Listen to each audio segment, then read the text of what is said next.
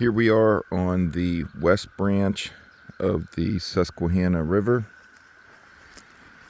This is where Tink and I primitive camped on night number 2. We tied the tree up here. We took the supplies out over here because this right here was way too slippy.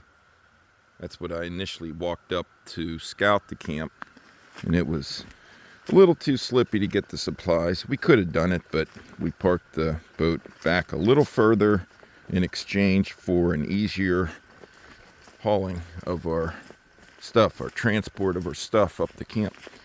So here we are walking up the camp. We kept our food over here, our cooler. We had a beautiful fire pit. We each sat here at night. Got lots of wood. We had a heck of a fire going last night. This log actually is still smoking a little bit. We had a great tent location. Weird kind of sign up there.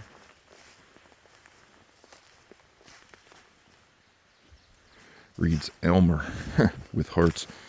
And then up here is where we hung our food bag. So that's our camp.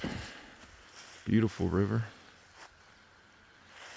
Looks like another nice warm day today. Yesterday was in the low 80s. It was May 2nd. Today's May 3rd, so it's supposed to be another warm day. We'll see. Beautiful campsite. Beautiful river.